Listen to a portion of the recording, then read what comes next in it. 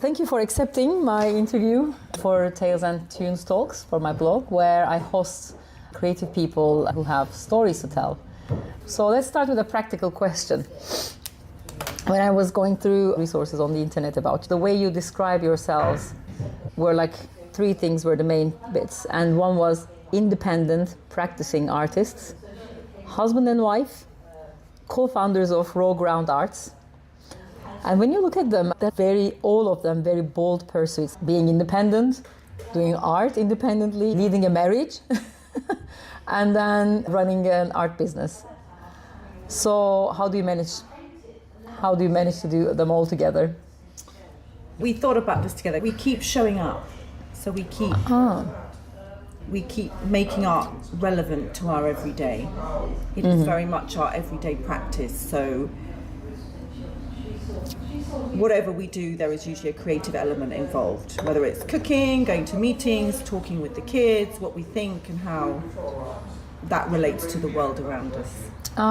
So you're keeping the creative spark right in the middle of everything. It connects to everything we do. I think it's taken a while maybe to work that out, that actually art isn't just going to the studio and putting on an apron and a smock and going, oh, I'm an artist. It's literally whatever we're doing is what is our art, really, you know. We overlap a little bit, and that embracing that's good. So to bring in the other collaboration, but also maintain our own independent themes within our works.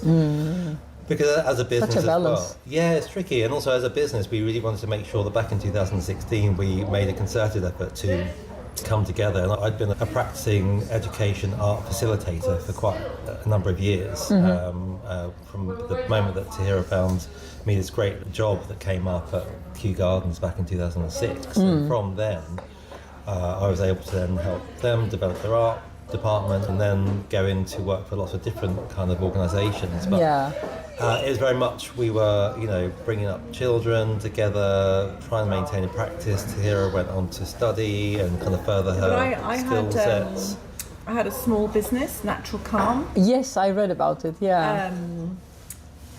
I learned a lot creating that. I learned a lot about myself and what I was making. I realised the business side was interesting, but I didn't want to keep making the same thing. I learned a lot about who I was as an artist. When reading about you, you have so many titles and it's so rich, and I really admire, which is leading on to my second question, because coming from the background of having very serious one title, for some years, and then moving on to another one, you have loads of titles.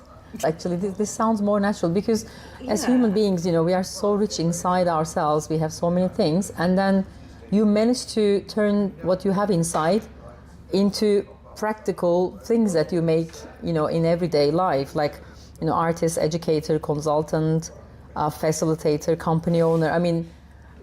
And it's possible. You know what? I don't think we've really looked at it like that. I think it's just. I think it must come from our parenting. Is that we didn't have parents that sort of, whether this is good or bad, didn't force anything on us. So you're kind of left to go, okay, to see who I am. And for me, I was always good at drawing. I liked art. I started to think about concepts and ideas. So I just naturally followed an art path. In the 80s, there wasn't a lot for artists in some way. There wasn't anything about, like there is now, about how to further your career. So I just stumbled along really and kept art in that feature. So I always was attracted to jobs that had a creative side, whether it was working in a paint and paper shop and then I always had my art by my side, which is when I created the little business, the Natural Calm. So it was always that was there. So even having kids, it was still always there. It's like bringing part of you, even from childhood, together with you where you go. And that's just what I did, and I think you probably did the same. Yeah, I think it's about recognising that you've got lots of different characters and personalities and elements to yourself, and I there's a lot of drive, I think, in society to succeed in one thing and also to toe the line a bit. Yeah. And it doesn't really encourage you to believe you can do everything. And actually, you can, as long as everything comes from you and that you're the kernel of all the things that you do, as in like the core. As long as it relates back to what you really want to do, and believe in, that you've got different kind of hats that you can wear, but you can also be that one creative mind through all of those practices, and that includes looking at writing as an element, as an art form, and bringing that into a practice. And it's something that we both have done a little bit of, but in different ways within our practices. But what are the challenges, and how do you what keeps you going forward and overcome those challenges? Knowing which one to focus on at a given time can prove challenging, but saying that when we're working on one, we're in fact having a positive impact on something else. So they're all interconnected. But that is, the challenge is, for me, I have so many ideas. So I tend to, which is what I'm learning now, is to slow down a little bit and stay focused, to keep moving on and not focus on one thing. That's more to do with my art practice. And how about you, Stuart? Yeah, so I think I'm definitely someone that can get slightly overwhelmed with all the possibilities, all the options that I've got, and I see it a bit like having this kind of strange halo or hemisphere around me, where I can almost reach out and grab something, and that sometimes becomes too much in terms of the choices. And I then find, okay, if I just choose one of those, it will feed in and enrich everything. So the other ones, so there's often a bit of pressure. Say if you've got something you want to submit some artwork or create an artwork that's going to then be able to be submitted for a competition or submission, or working towards our own shows. But then at the same time, you've got a funding application that needs to be completed, and you're thinking, it's huge. It's too much. But then coming back to the point, again, you always come back to your kind of core, and you think, okay, as long as I'm doing one of those, that will feed into the other. Because I think they keep the momentum going, and it doesn't have to be a direct, if I work on that, then that's creative, I'm forgetting something else. It has a knock-on effect. It sounds like a different type of focus. It's still very focused, actually. Maybe it is more focused than the usual concept of focus. Stop. No. Yeah. But it reminds me, it's quite kinetic. It reminds me of those swinging pendulum balls that connect. You 4 or 5 of them in a row, and one knocks and it transfers the energy to the other one at the other end. And I think that's actually a good metaphor, visual metaphor for actually how things work. You navigate and it transitions. different titles. But also we have a lot of respect for each other. We do have our boundaries, and I think we just really genuinely enjoy each other's company. That sounds obvious, doesn't it? But I think we respect each other's practices, art practices. And also we have quite a holistic life as well. And I think that definitely helps us. I was a yoga teacher. So everything you do around feeds back into the core, as long as you... I don't think we would be able to do it if we didn't have a holistic way of living and looking at. It's actually interesting, because the world is all about categorizations and thinking that it's actually more practical and make you more successful, but it's not actually. So it is a bold move in that sense as well, I find. So going back to, you started talking about a bit, Tahira, about why you became an artist in the first place. I want to start with Stuart. In a map book, which is an interesting project on its own. So it's interesting you found that. I'm just good digging for that one to come up. I'm just curious. Very interesting project. And in its blurb, you say its name is On the Walk, A Sense of Place. And on its blurb, you say, an awareness of responding to something other than my eyes remind me of the reasons I became a mark maker.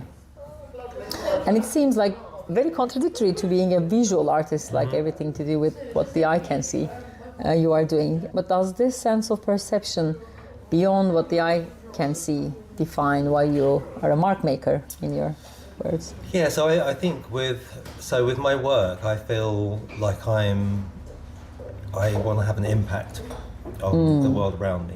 And I almost want it to resonate, like to kind of come out of me, like just all directions. I definitely have this kind of feeling of things being exponential and not like an explosion, but more like they are just filtering out. Yeah, like ripples, like it goes in all directions. And I think one of the things that helped to feed into that particular project was, I can't remember if it came just before or around that time, but I did some work with the Sunbury Embroidery Gallery and the Walled Gardens in Sunbury, and worked with the Blind Art Association, who just donated their collection. And I was working alongside and creating an exhibition with blind artists, and did some site responsive work where I tried to tap into that sense of what other senses can I experience, you know, what do we really experience. And I think because it comes from within, and I want to project out, and many artists do, that's why they display their work, they want their work to be exhibited. I think it resonates with what is the core emotion, what is it that I want to be communicated. Sometimes seeing things is blocking. Yeah, vision is only one of our senses. Yeah, I used to, I'm an amateur choir singer as well. So in one of the projects that my previous choir did back in Istanbul, was they did a choral work in the darkness, like completely like audience and the choir is in complete darkness, no light. It was in an underground, and the impact was immense. The feeling of hearing the choral sound in complete darkness was immense. Sometimes seeing things is blocking things. Maybe you're right. Yeah, I agree. I think it's that sense of vibration and reverberation and all those kind of elements that kind of trigger us. And I think because of the sight and going on a walk in that way enabled me just to also see things that I wouldn't even stop and look at, things you drive by, smells, sounds, definitely all those elements are really, and then also just touch of it. It's very, I know I'm just listing all the senses now, but it's that kind of sense of absorbing them and then finding out how they make you think and feel. And I think that's what artwork should do, you know, whether it's visual or whether it's soundscapes or whether it's other But I would music, say your art is very physical. You like physicality. So and I think my scale of my work is large, and I want to physically ingrain myself within that, and then for that to kind of almost echo and bounce back out when the viewer sees it. So I definitely have a sense of wanting to be the viewer to experience something, and I think if I experience it, then I can communicate that, and there's a chance that will happen for the viewer. You know, and that's when it is on a visual level, but I want it to absorb my senses, my interpretation, and then communicate what I'm believing in and feeling at that moment. So it's definitely of the moment, it's of that time, and it's not something that then my work will always be about that, but whatever it is, it's kind of, it does feel like it really comes from a place inside. Yeah, wonderful. And Tahira, you have a MacBook project as well.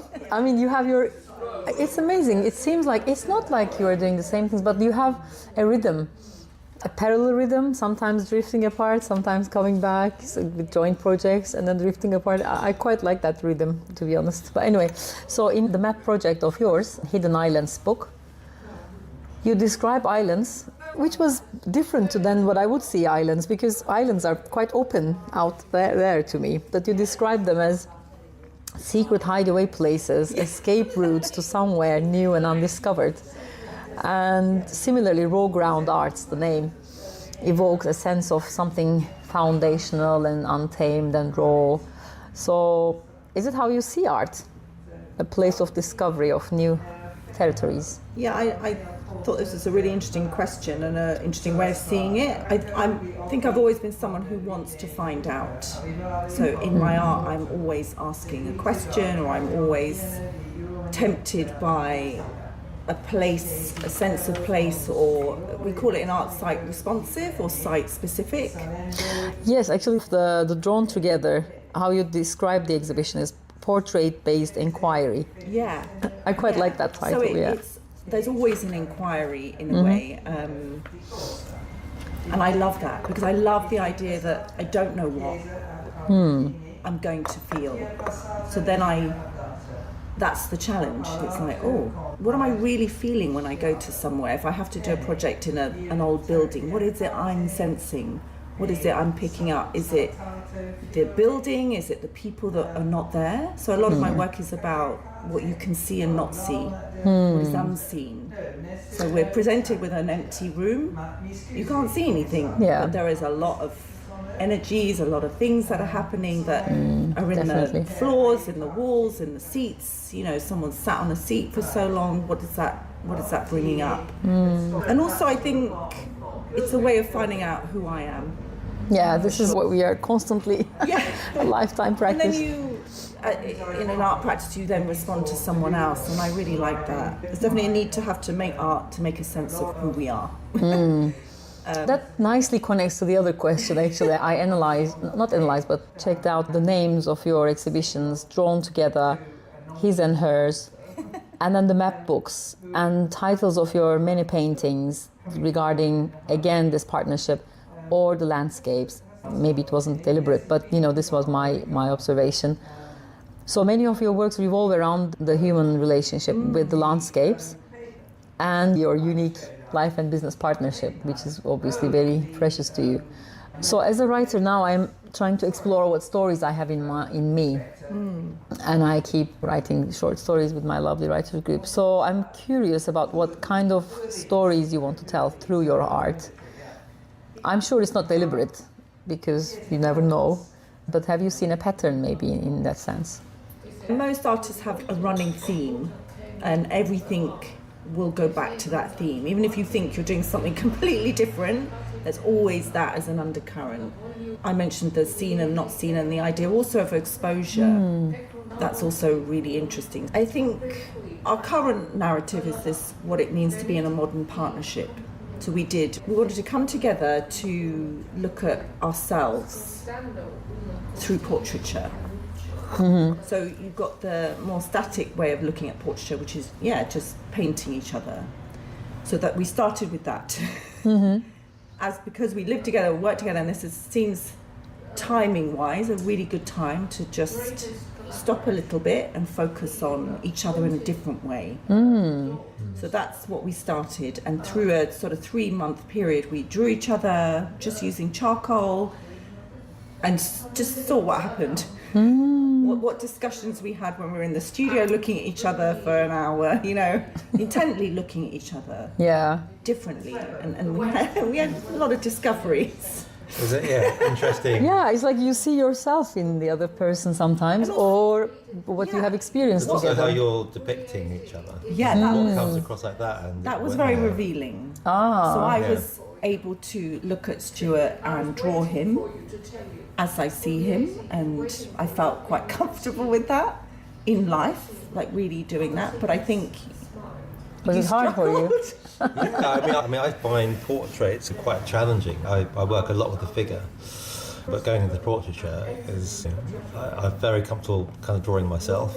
Self-portraits are fine, but Interesting. I would think the vice versa. Find drawing another person easier, and then finding drawing myself harder. I guess because I won't kind of be self-critical. I will, but not away. Whereas so it's very interesting. Whereas if I'm maybe not capturing someone in a certain way, and our work isn't always representational, and sometimes quite abstracted.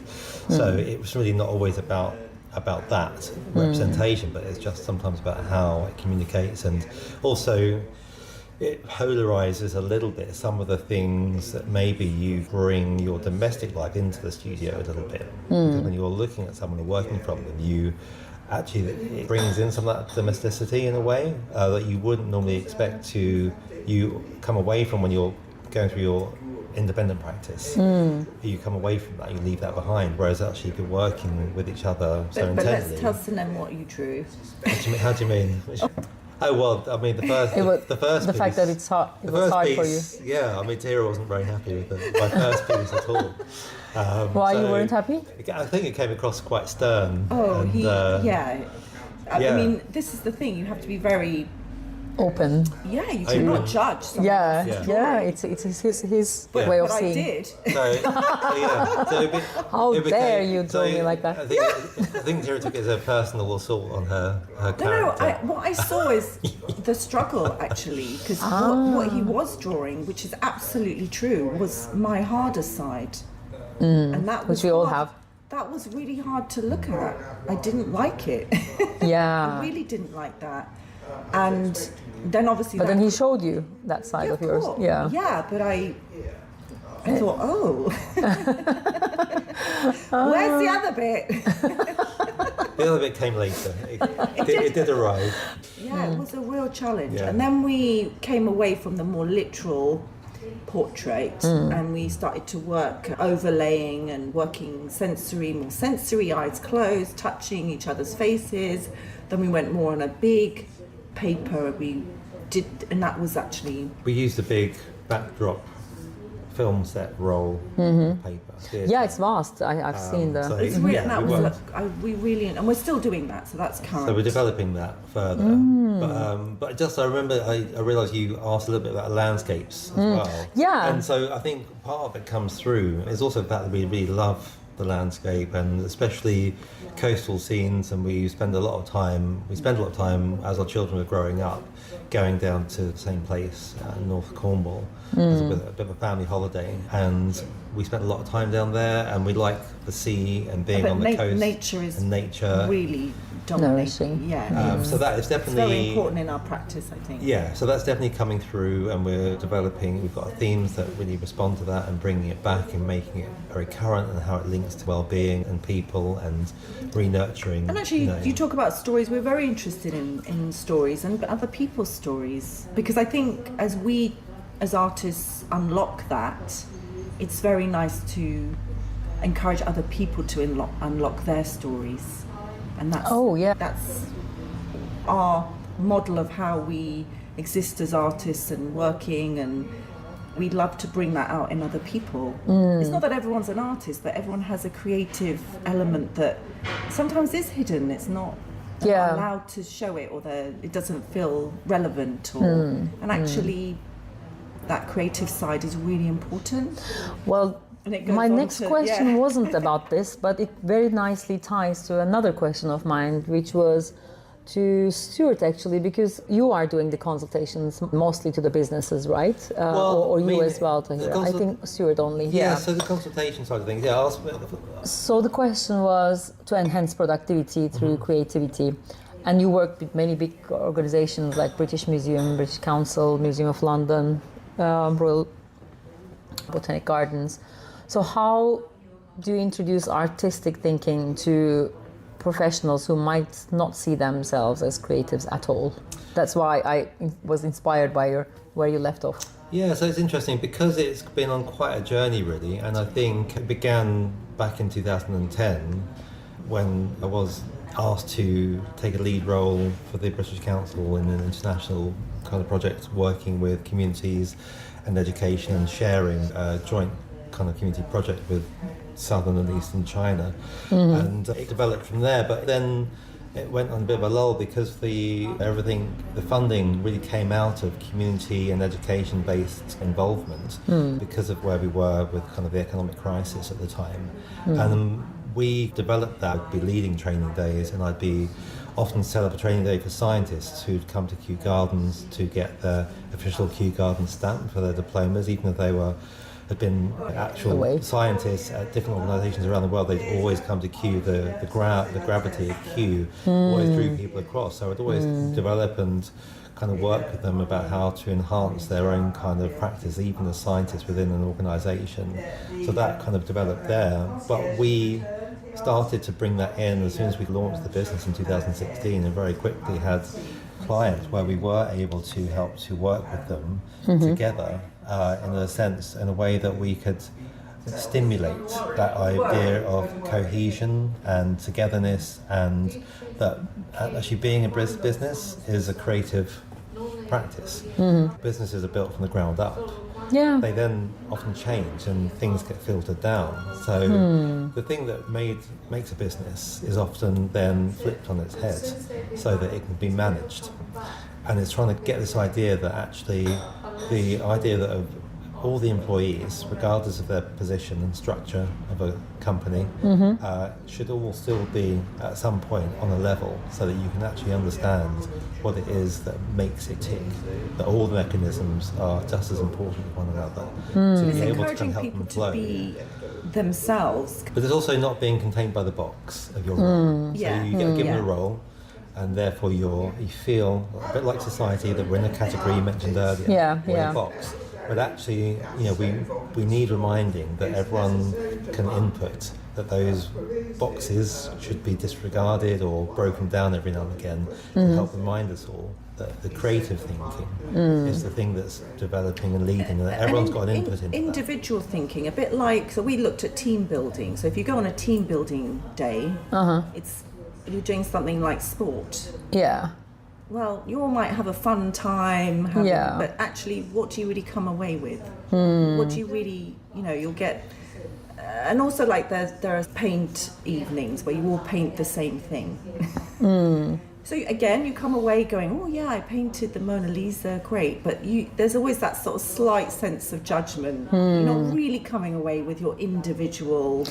Well, to be honest, I'm sure I have gained a lot, but at the same time, it felt, all of the trainings that I've been through, felt really artificial. Exactly, because they're not really speaking to you, and you're having to then go somewhere, and you're still in a challenge of going, well, someone's obviously better at me than at drawing, or someone's better at me than jumping over that thing. You don't really come away with a sense of achievement or confidence. Or gaining something. What we wanted to do was tap into your individual. So through art, it's not art as in you have to make an amazing painting. That's not it. No, we find definitely not accessible ways to work with everyone, so that you level the playing field. So even those who've got a natural drawing ability aren't then showing how that and making someone else feeling uncomfortable or someone else feeling inferior. Actually, what we do is make very connected. All starting at the same place. Okay. Regardless of your position, level, title, whatever. What will come out of it is your individual response to that, and that is praised and looked at genuinely. And also then you can work then the together. Connections started absolutely being then made. You think, I didn't know I could do that. We did a session with some architects, and one architect hadn't drawn for years. Years. He knew he had that. He just hadn't tapped into it. He started to do it, and he was like unlocking a whole load of stuff, and he was feeling genuinely nourished by that. And then in that moment, he's going to definitely nourish someone else. And in terms of consultancy, the idea of the way to take that forward is then for those business wanting to invest a bit more time, is that they can actually take those soft skills into a business ethos, and that the company culture starts to develop a little bit of a kind of softer approach and a more diverse approach to how they work with their employees. Which is becoming more and more on the agenda. But also it's a skill to tap into what people are experiencing, and that's something we've developed over the years. We can safely say that we've got a lot of expertise in the communicating through art with people. And that is a skill that's developed, but also the ability to empathise and connect, which is difficult. Then things follow naturally rather than pushing from outside.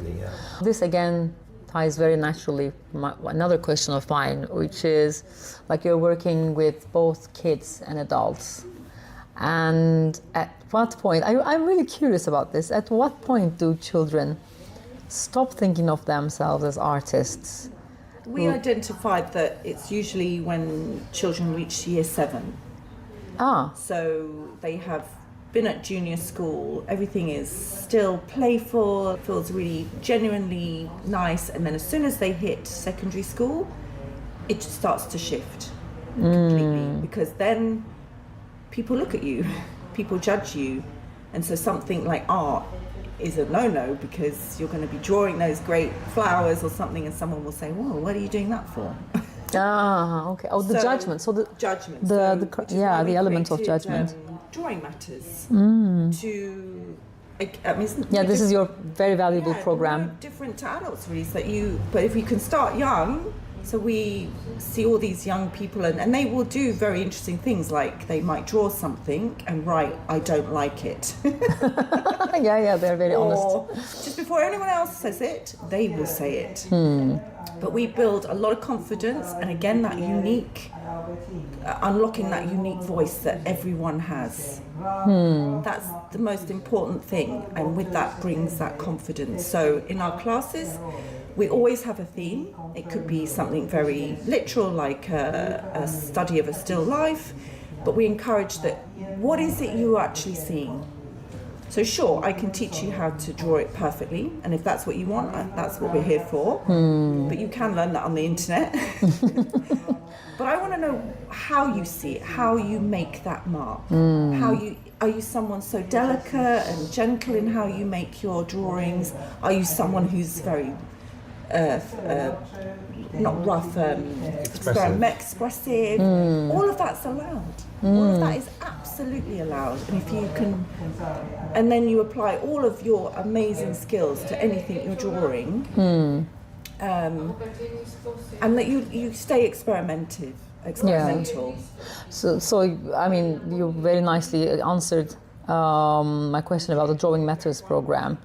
So why would it matter so much today? But I think you've given all the answers about recognizing the individuality. Keeping up imagination and experimentation. Adults definitely come to us to reignite a love for art, but they often think that there's an easy answer about how to paint. And draw, and then this will make everything easier. If there's a formula, I'm done. However, what they don't realise is that this journey can take a long time, and they have to do a lot of reflecting. So there's a lot of healing involved, which again very less people are doing. To when you're younger, when you were told you couldn't sing, or you couldn't do this, or you're not very good at that. So you have to do a lot of unpacking. Unlearning. To get back to that place that makes, what is your essence? How do you really see something, and how do you then put it onto the canvas? And allowing that, because we're all different. We're never going to make the same artwork. But also it's creating any art is a vulnerable space. A vulnerable space. A bit like when you put out a piece of writing. You're opening yourself up to criticism. It was the hardest thing ever. I was doing, because maybe it's like writings that you're inspired by someone and you want to write like someone, but actually it's not your voice. It's not really. You can be inspired, but you want to find your take on it. What are you really trying to say, and how? Well, I think this is very human. These all sounds very human, and it's very, at the core of who we are, kind of, which cannot be replicated by the AI, which is another question. So the rise of the AI-generated art, what do you think, without, I don't want to give any judgments before I ask this question. So are you more on the dark side about the future, about all these AI, or do you see hope, or do you see opportunity? I don't know, how do you see it? So I think it's we won't know until we know in the future. We are of a generation where lots of new technologies have arrived in our lives since we've been born, whereas maybe our children are born into it currently. They will have the same transition as they get older. New things will arrive in their life. They won't know. So there's always a voice in the back of your head kind of telling you not to sound like your own parents, of going, all this new technology, blah blah blah. But I think there's some kind of positive potentials. Currently, I still think, and the way I described this when we were looking through, some of the questions, is that I feel that there's this little human membrane. There's something very thin, a thin membrane that separates currently AI responses from real life pure human responses, whether it's through writing, photography, painting, whatever it is. I think there's just a little bit of separation that does differentiate between an AI produced result and I like how you describe this distinction with metaphor of the membrane. 'Cause it feels like Yeah. it's that thin. It feels like it's that connected. We think of the human body having a fascia that's this really thin membrane. Membranes in the kind of lens of the eye. We've got these little things that run through, and I think at the moment, currently where we are, that is still creating a separation between AI generated outcomes and pure human created outcomes. That I think could easily change in the future. Could it? Yeah, You said something about think still so. needs human input. but I do believe that even with AI, you still have to. I think the artwork, the creative element might change so that it's the way that we input into AI that also then has an impact on the outcome of what's being produced. And that could then become the new form of creativity, or a new form of creativity, So how we're inputting. Yeah, you sound a bit hopeful, actually. Rather. Well, or is it coming from becoming? I don't know if I want it. I think I'm still like, I'd rather it's not here. Ideally, Okay. I would rather it's not here. I think we're just way too fast. Yeah. We're just not. We're not realising. And it's getting and the faster bigger even. people are saying, "Oh, it's okay. We can use it for the NHS." But actually, what I didn't realise is that it uses up a lot of water. Oh yeah. It's not sustainable. It's not great, and we love it. We love all this new technology, and we think, "Oh yeah." But it's way too fast. We're going way too quickly, and we're forgetting again.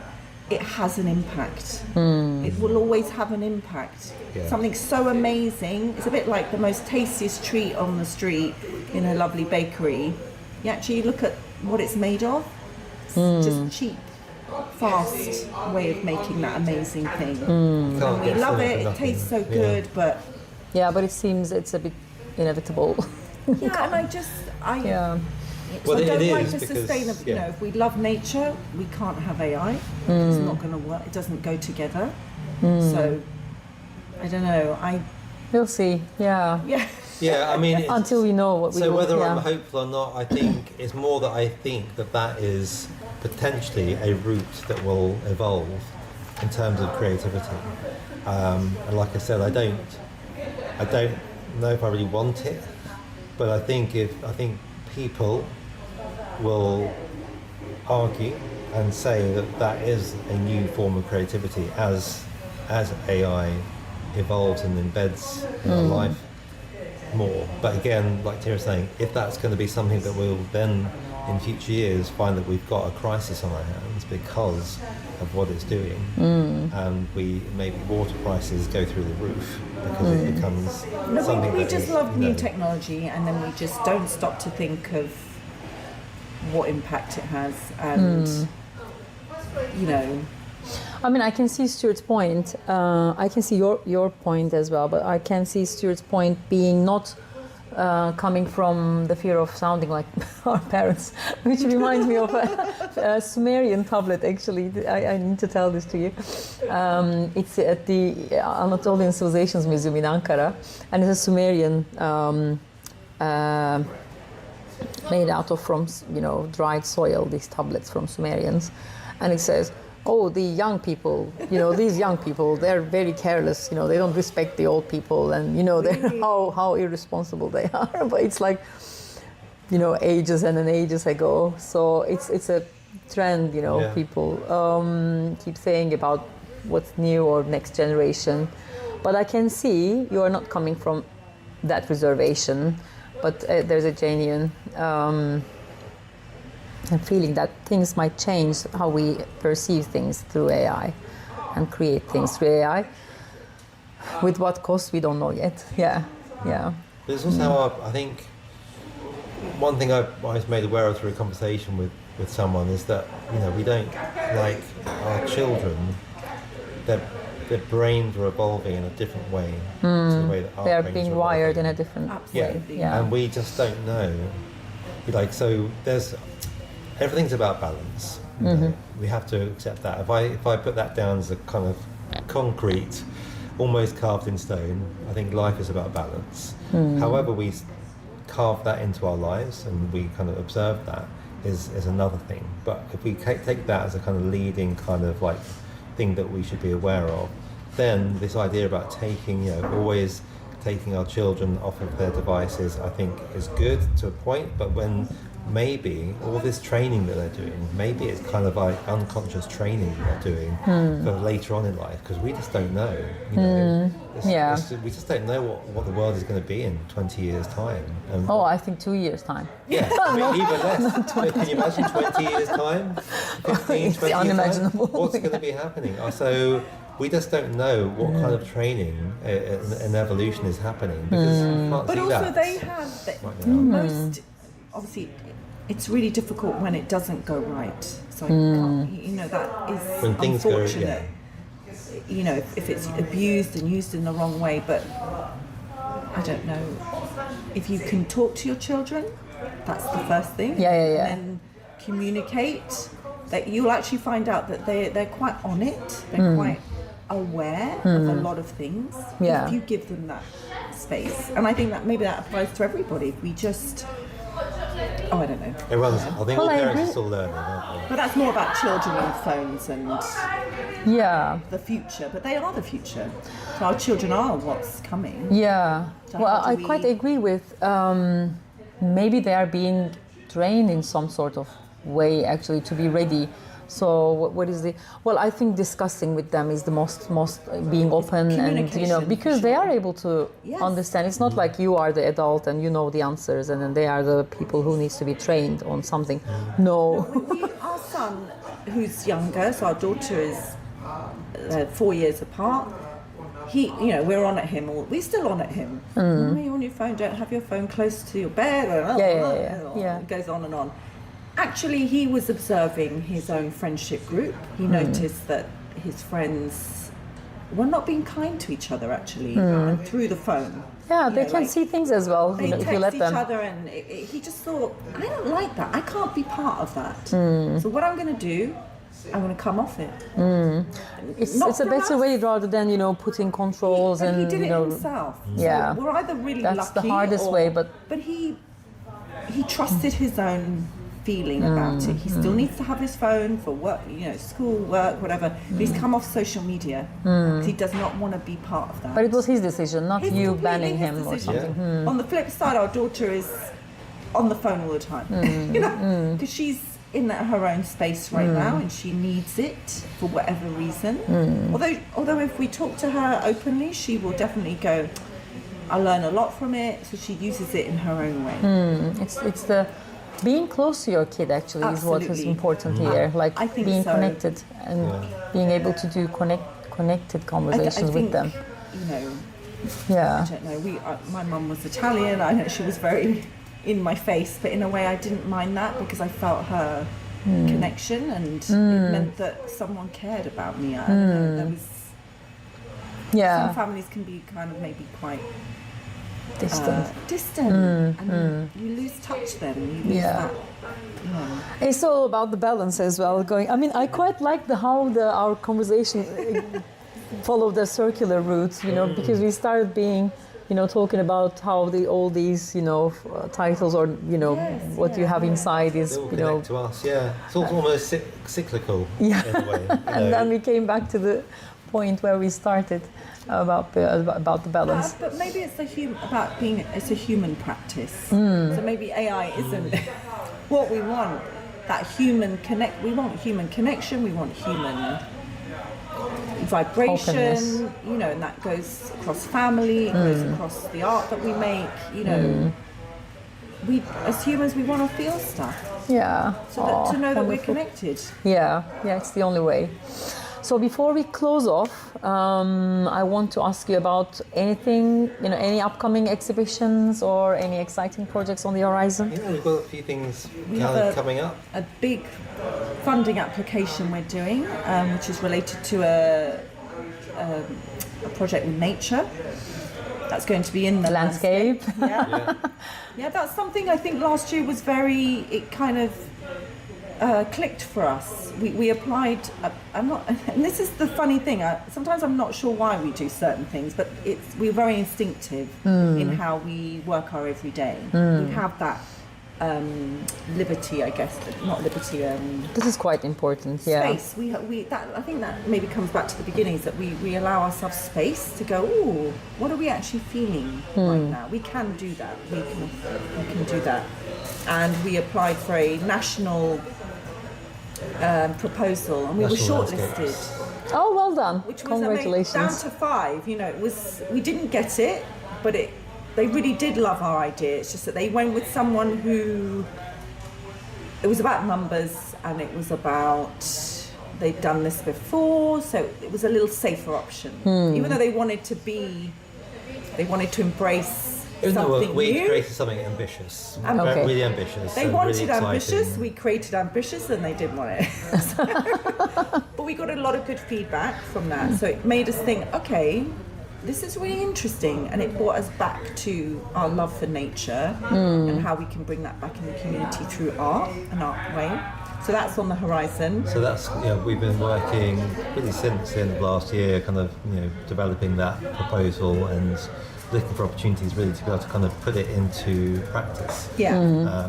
And we've got, There's a few funding streams, just you have to apply, and but we've got our own exhibition that we created last year, Drawn Together. Which we're developing as well. So we're looking for a space to ignite that back up, and we've got some really cool ideas about how we can involve the viewer into that. So that's quite exciting.